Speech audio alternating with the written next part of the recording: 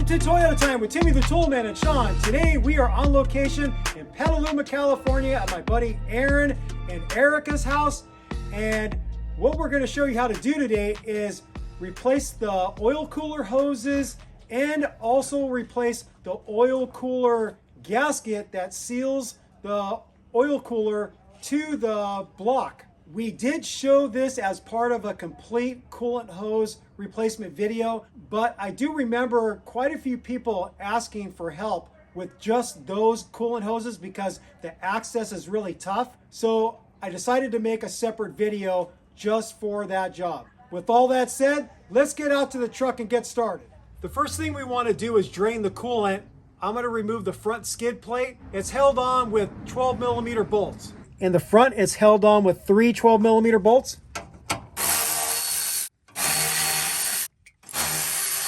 Aaron's got some aftermarket bolts in these positions, so they're 13s. So you just go in through these holes here and take those bolts out. Both of the bolts got stuck on the top of the skid plate, no big deal. And then the final two back here that attach the front skid plate to the rear skid plate. I forgot, I do have to take the rear skid plate out first because it hooks in to the front. Oh, it was already loose. Now I'm going to open up the petcock valve at the bottom of the radiator. And I can tell that this radiator has been replaced because the OEM radiator has a little drain down here and this one doesn't have that. That little drain that points down is kind of nice to have. At this rate, it's going to take a long time for it to drain. I'm going to see if I can expedite this. I'm going to bring the container up.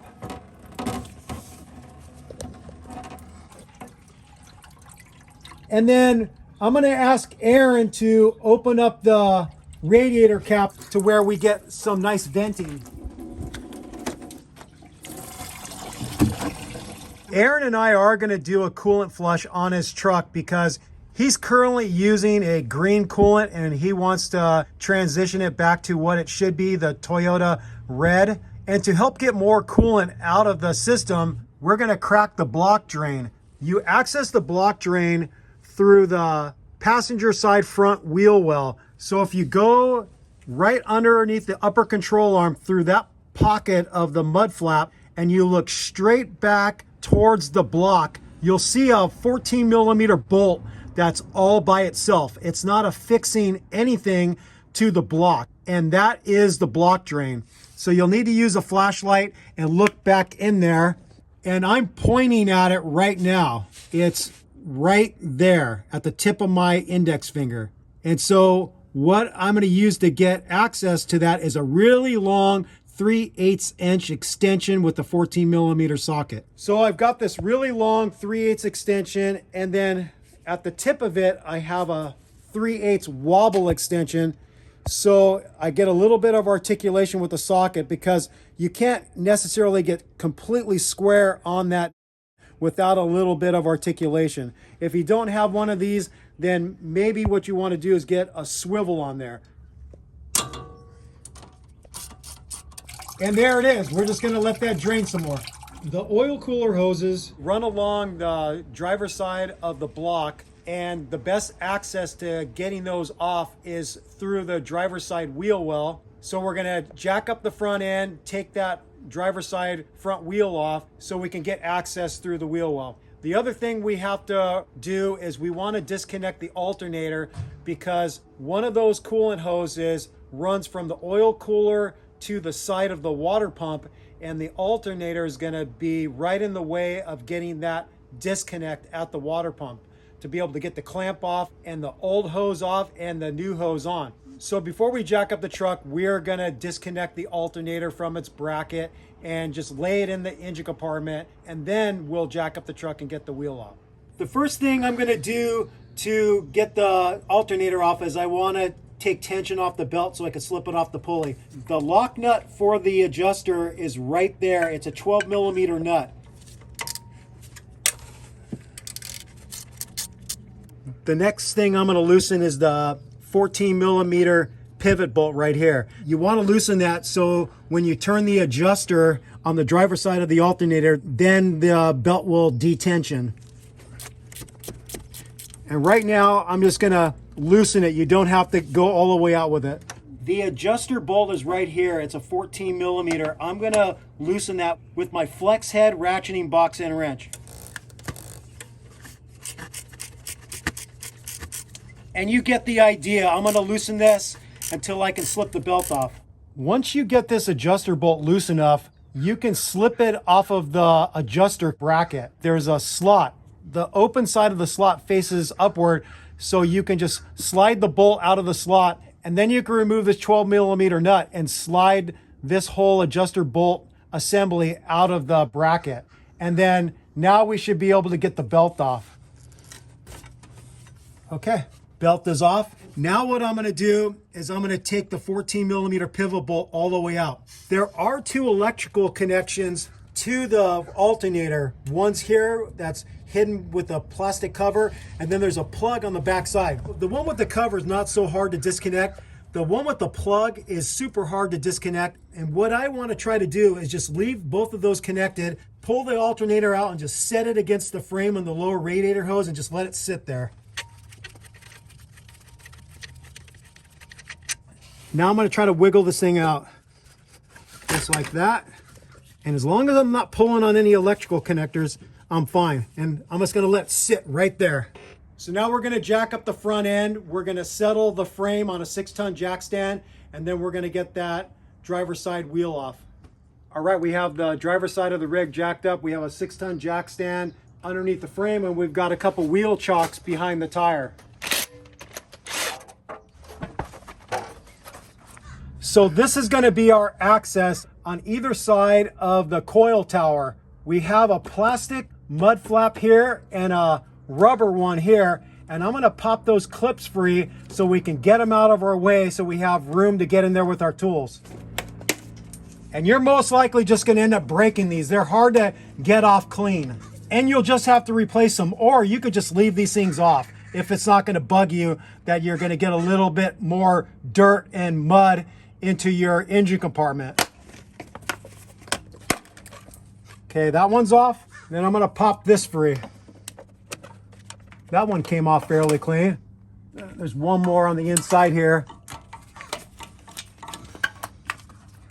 And that should give us the access we need.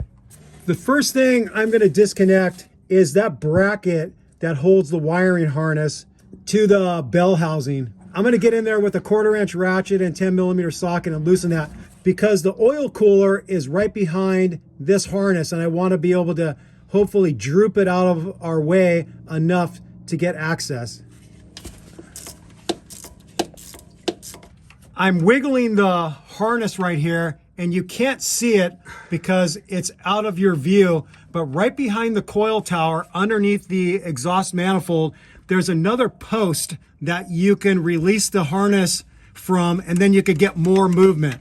I'm noticing that this air chamber stay, it's the lift point for the engine, and looking at where the clamp is for one of the hoses, it's right there. This thing is going to get in the way of getting in there with the tool. So I'm going to go back up into the engine compartment and completely remove the 14 millimeter bolt at the bottom of that bracket so I can remove this completely. So I've got this air chamber stay out. The 14 millimeter bolt is right here. So when you're reaching into the engine, you're getting your ratchet and socket right in between here. And then once it's loose enough, you could just get your fingers in there and back it out. Another harness connection I'm choosing to disconnect is this one right here that attaches to the bell housing. It's a 12 millimeter bolt. I broke it free with my 1/4 inch ratchet, and then I'm going to take that bolt out, see if I can get just a little bit more movement to be able to get in there with tools to get the hoses out, and then to be able to get the oil cooler out. Because we're not just replacing the oil cooler hoses, we're going to take this opportunity to take the oil cooler off the block and replace the O-ring, and then also replace the gasket for the bolt. So now I've got pretty good movement out of this harness, and I think that might be enough. The first clamp I'm going to attack is the longer oil cooler hose that attaches to a nipple on the back side of the cooler. I'm gonna get in there with my bent nose needle nose pliers and hopefully be able to get it compressed. Okay, I got it. I'm gonna move it up the hose and off the fitting. It's pretty tight in here. That's what she said. Okay, it's off the fitting, and then now I'm gonna work at trying to break that free of the oil cooler. To help break free the hose from the oil cooler pipe, I started off with this little 90-degree pick tool, and then I graduated up to a bigger one, and I've got it pretty loose. I think that's loose enough I'll be able to pull it off the pipe. And coolant's going everywhere. Okay, so that's off. The other area it connects is at the water pump, and we'll get that next. I'm gonna access that clamp from up above using a straight needle nose pliers.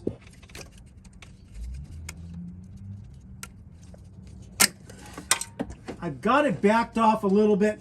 Now I'm gonna switch to a bent nose needle nose.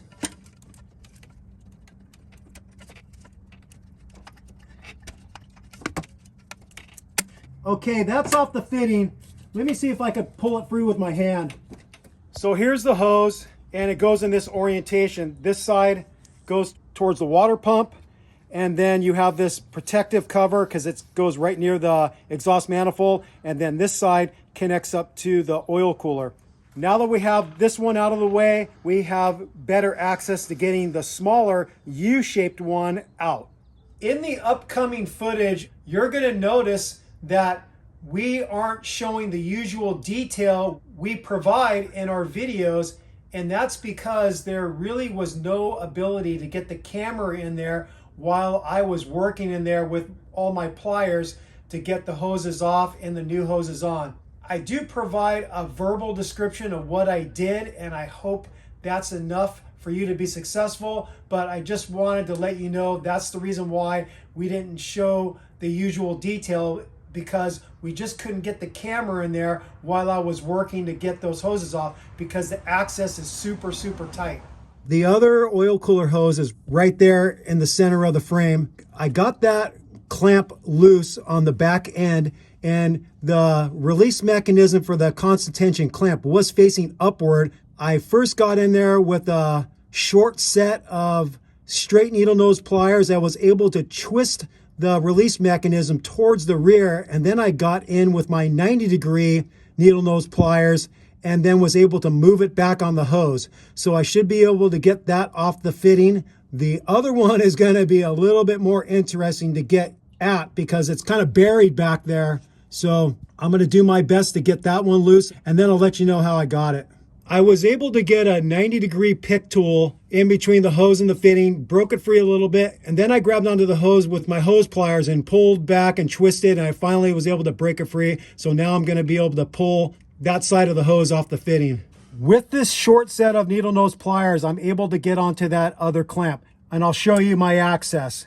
I'm going to reach around the front with my left hand and get it on one handle of the tool, and then reach around and get my other hand on the tool, and then I can compress it and move it back.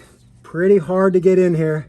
When I first got onto that front constant tension clamp, I had the bent nose needle nose pliers in this orientation with the tips facing the block, and I was able to compress it and then pull back a little bit and get a little bit of movement towards the driver's side down the hose. And then once I got a little bit of movement, I switched the orientation and then compressed it. And this is a little bit nicer because you want to pull this way and the spine of the needle nose pliers is helping you. And then I was able to slowly work it and then use my left hand reaching around the front, a little reach around action. And I was finally able to slide it free. So all I can say is just be ready for a little bit of a battle, but I think this is the best tool for the job, and I showed you how I was able to access it. Now I have to break it free of that fitting that goes into the block and slide that hose off. I finally got this hose off. The way I was able to get this one off after I was able to back off the constant tension clamp is I first tried with a pick tool, and I was able to get it in between the fitting and the hose, but it wasn't enough. I couldn't pull it back. So what I did is I came in with my utility blade and I made a relief cut on it, and then I was finally able to pull the hose off of that front fitting. The next thing we're going to do is we're going to remove the oil cooler from the block. It's held on with a 24mm bolt. I'm going to try to break free that 24mm oil cooler bolt with my long 1/2-inch ratchet. I couldn't get it with my 1/2-inch ratchet. I'm getting a little more mechanical advantage with the 2-foot breaker bar. There it goes. I broke it free. Now I'll switch back to the ratchet. You're going to want to get a drain pan under the area of the oil cooler, because as you loosen that bolt, engine oil is going to come out.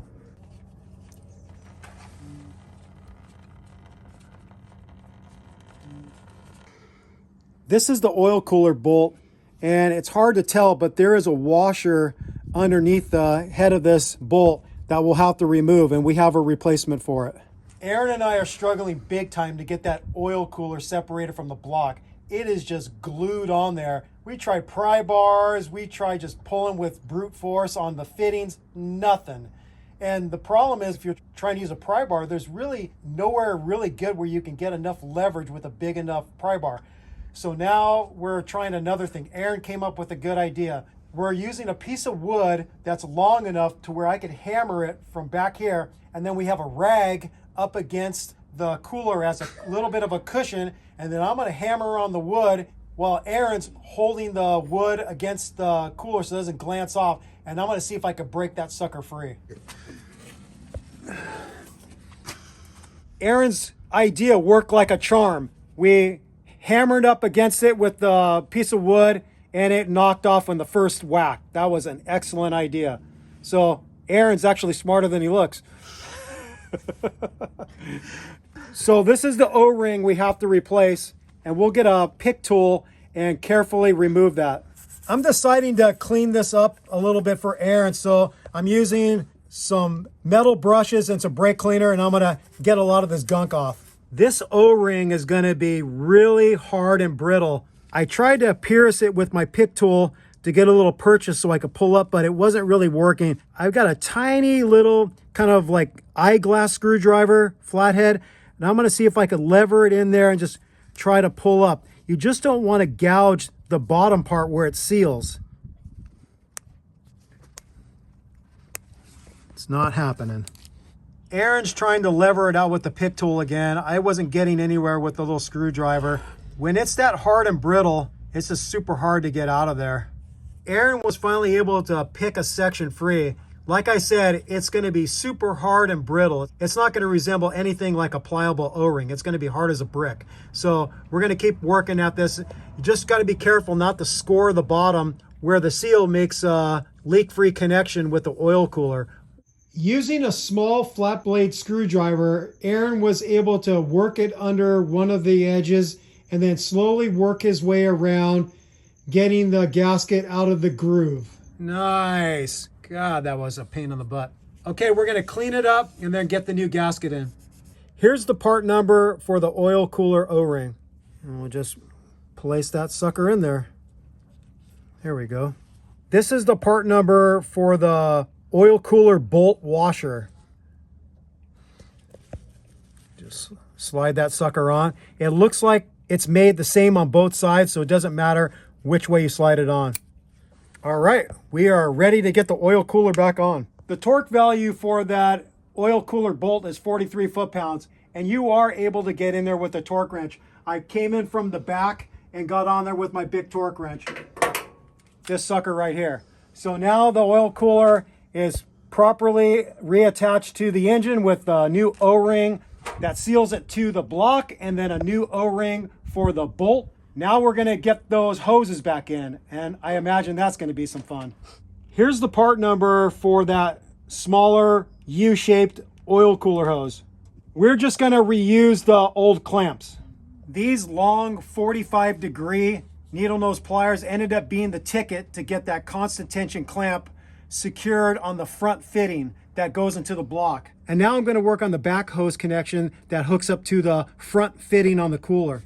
For that other connection, I used a combination of the long straight ones, the 45 straight ones, and then finally got it in place with the short 90-degree. You just have to be mindful when you get those clamps onto the hose, you get them in a direction to where the release mechanism is in a position to get onto it with a tool so you can start working the clamp back over the fitting. And the only thing I could tell you is just you have to have some patience, and if you get frustrated, just take a break. And I'm not the greatest at taking my own advice. I've been doing some swearing, but I've got that one in. Now I'm gonna work on the longer hose that goes from the back cooler fitting to the water pump.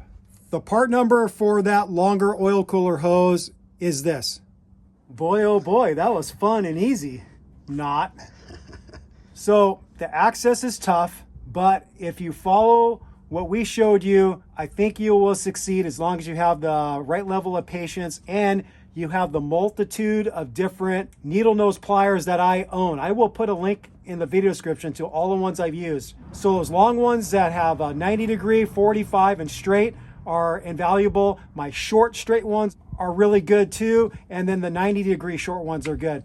So you just have to do your best to get in there to gain access. And then the other thing that's helpful for a lot of these hoses is a set of hose pliers that you can grab onto the hose and twist and break it free from the fitting. And then those little micro pick tools are really nice to get in between the fitting and the hose to help break it free. So what can I say? It's going to be a struggle for you, but you can do it. I want to share an additional tool for dealing with hose clamps that I didn't unfortunately have with me when I went to Aaron's place. And that's this specialized hose clamp tool. It's got a long cable with an end that will compress the clamp while you can work the handle from an area where you have more room. So right now, the jaws of the end of the tool are closed. I'll release it, and then now this is fully open. So you could get it onto some pretty big clamps. So you get the hooks here of the tool onto the release mechanism of the clamp, and then you squeeze and capture it, and the handle of the tool locks in place with this lock, and it keeps the hose clamp compressed while you can get in there with your hands or other tools to start working the clamp down the hose and off the fitting. So I do think this tool could have helped me in regards to getting those oil cooler hoses off and back on, but I'm not 100% sure because with the length of this tool and depending on the orientation of the clamp, I might not have been able to get this in there because of the tight access. But I wanted to share this tool with you. I will link this in the video description also so you can get it if you'd like to. So now we're going to get those wiring harnesses reconnected where we disconnected them for easier access. And Aaron's going to have to come up with some new clips for those mud guard things if he wants to put them back in because we broke a few of them. We got the driver front wheel back on, we lowered the truck to the ground, and we torqued the lug nuts to 85 foot-pounds. I already installed the alternator. The pivot bolt, which is the top bolt that secures the alternator to the bracket, you torque that to 38 foot-pounds. The lock nut for the adjuster, according to the factory service manual, says 25 foot-pounds. I seem to think now, because some people have reported they end up stripping that thing out, that's got to be a misprint. It's just a little 12 millimeter nut. So I just went by feel with the 3/8 ratchet. So use caution with that torque value. I don't think it needs to be torqued to 25 foot-pounds for such a small nut.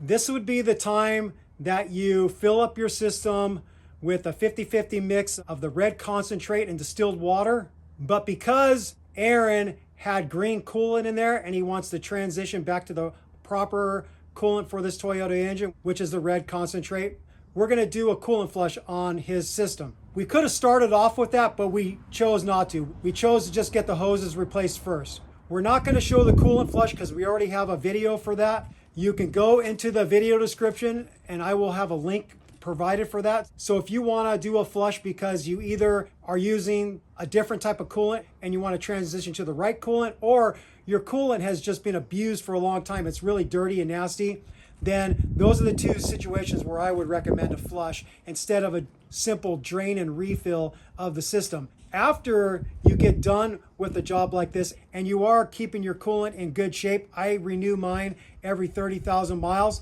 then you really don't ever have to do a flush again. So We're gonna get going on the flush and we'll come back after we're done. We finished the coolant flush. Now we're topping off the system with a 50-50 mix of the red concentrate and distilled water. And we're using a Lyle spill-free funnel to top it off and burp the system.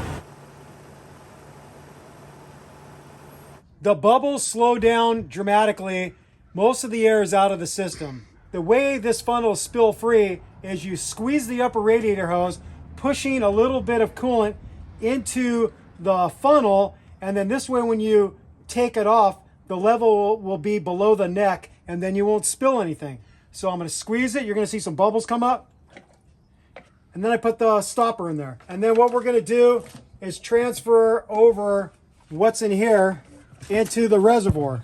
And the reservoir isn't fully topped off, so we're going to top it off to the full mark with the 50-50 mix and call it good. After you get done burping the system, there's always going to be more air that works its way out. So even though you topped off the reservoir to the full mark, you'll notice in the next couple days that it's going to drop a little bit. So just grab a little 50-50 mix and top it off. After you've topped it off once, maybe twice, it's going to then stay steady, provided you don't have some type of leak or you don't have a blown head gasket or a cracked head and you're consuming coolant through the cylinders. All right, we are all done with this job. We showed you how to replace the oil cooler hoses and replace the gasket that seals the oil cooler to the block, which also includes the gasket for the bolt that secures the oil cooler to the block. It is a fairly tough job, but I hope the tips and tricks I showed you are gonna make your job go much smoother. Do yourself a favor and get a multitude of different types of needle nose pliers. I will put links in the video description to all the ones I used, and I truly believe having those tools will make your life much easier. With all that said, we thank you for watching Toyota Time with Timmy the Tool Man and Sean and special guest Aaron. Thank you for watching. Thank you for subscribing. If you haven't subscribed yet, I don't know what the hell you're waiting for. Click on that subscribe button and also click on that notification bell if you'd like to be notified when we put up new content on our channel, which we are always putting up very helpful and sick mods kind of content. So don't miss out. Peace out. Bye-bye.